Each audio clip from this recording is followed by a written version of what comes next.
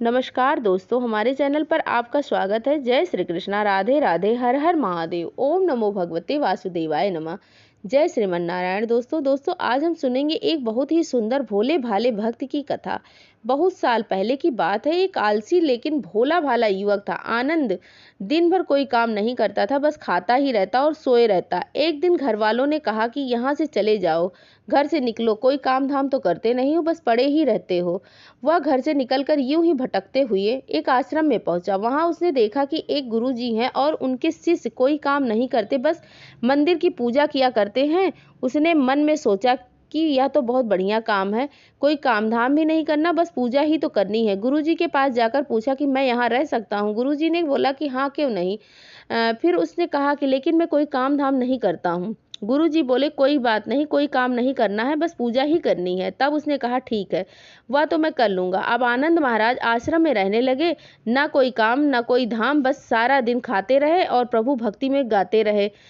महीना भर हो गया। फिर एक दिन आई एकादशी। उसने रसोई में जाकर देखा खाने की कोई तैयारी नहीं हो रही थी। उसने गुरुजी से पूछा कि आज खाना नहीं बनेगा क्या।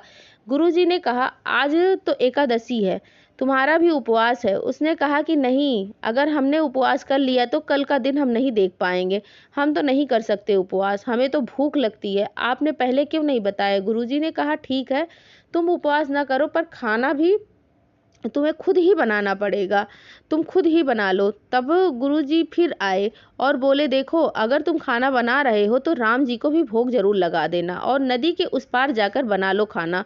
बोला ठीक है। ऐसा कहकर लकड़ी आटा लेकर सब्जी लेकर आनंद महाराज चले गए। जैसे तैसे खाना भी बनाया। खाने लगा तो याद आया कि गुरुजी ने कहा था कि राम जी को भोग लगाना है। लगा भजन गाने। आओ जी मेरे राम जी भोग लगाओ, प्रभु राम जी आओ, श्री राम जी भोग लगाओ मेरे राम जी। ऐसा कहते रहे लेकिन कोई ना आया। वह बेचैन हो गया। यहाँ तो कोई भूख लगी है और राम जी आ ही नहीं रहे हैं।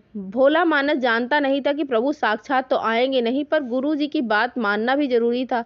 फिर उसने कहा देखो प्रभु राम जी, मैं समझ गया हूँ कि आप क्यों नहीं आ रहे। मैंने रूखी सूखी बनाई है, आपको तो पकवान खाने की आदत है, इसीलिए नहीं आ रहे हैं। तो सुनो प्रभु, आज वहाँ भी कुछ नहीं बना है, सबकी एकादशी है, आज वहाँ भी आपको भोग नहीं लगेगा। तो श्री राम अपने भक्त की सरलता पर बहुत मुस्कुराते और माता सीता के साथ प्रकट हो गए। और भक्त असमंजस में गुरु जी ने तो कहा था कि राम जी ही आएंगे, पर यहाँ तो माता सीता भी आ गई हैं और मैंने तो भोजन बस 2 लोगों का ही बनाया। चलो कोई बात नहीं, आज इन्हें ही खिला देता हूँ। प्रभु बोला प्रभु मैं भूखा रह गया, लेकिन आप दोनों को देखकर बड़ा अच्छा लग रहा है। लेकिन अगली एकादशी पर ऐसा ना करना, पहले ही बता देना कितने जने आ रहे हो, और हाँ थोड़ा जल्दी आ जाना।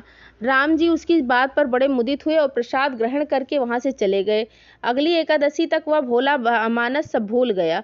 उसे लगा कि प्रभु ऐसे ही आते होंगे और प्रसाद ग्रहण करते होंगे। फिर एकादशी आई। गुरुजी से कहा मैं चला अपना खाना बनाने, पर गुरुजी थोड़ा ज़्यादा अनाज लगेगा, वहाँ 2 लोग आते हैं। गुरुजी मुस्कुराए और कि भूख के मारे बावला हो गया है, ले जा अनाज ले जा। अब की बार उसने 3 लोगों का खाना बनाया और फिर गुहार लगाई, प्रभु राम आइए, सीता राम आइए, मेरे भोजन का भोग लगाइए। प्रभु की महिमा भी निराली है, भक्त के साथ कौतुक करने में उन्हें बड़ा मजा आता है।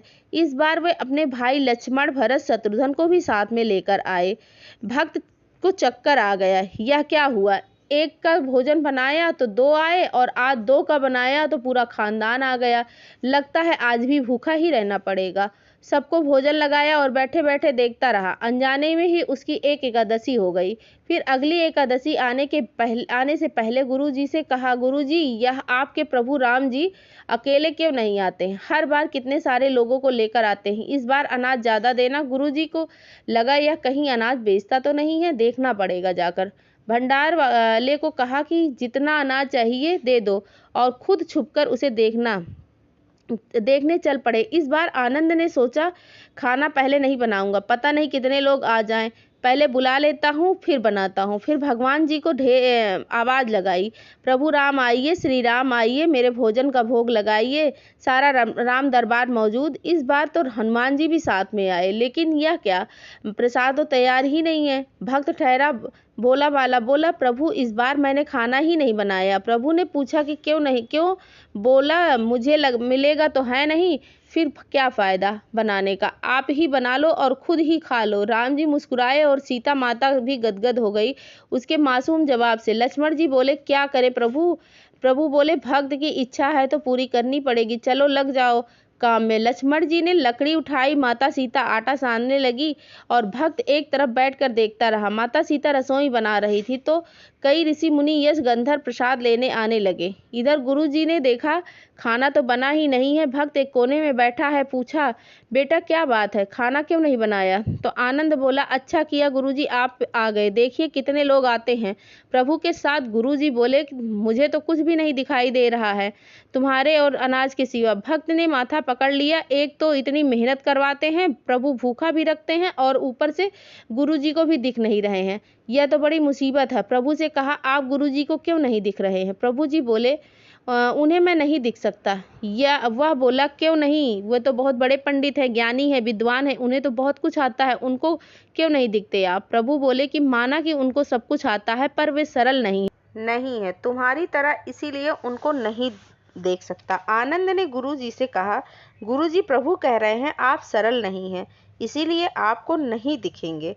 गुरुजी रोने लगे, वाकई मैंने सब कुछ पा लिया पर सरलता नहीं पा सका तुम्हारी तरह, और प्रभु तो मन की सरलता से ही मिलते हैं। तब आनंद ने प्रभु से प्रार्थना की कि प्रभु मेरे गुरु जी को भी आपको दर्शन देने पड़ेंगे। तब प्रभु प्रकट हुए और गुरु जी को भी दर्शन दिए। इस तरह एक भक्त के कहने पर प्रभु ने रसोई बनाई और उसका भोग भी अपने भक्त को कराया। जय श्री कृष्णा, राधे राधे, हर हर महादेव। हमारी वीडियो आपको पसंद आए तो हमारे चैनल को लाइक करिए, सब्सक्राइब करिए, कमेंट में राधे राधे, ओम नमो भगवते वासुदेवाय, जय श्री कृष्णा जरूर लिखिए। धन्यवाद।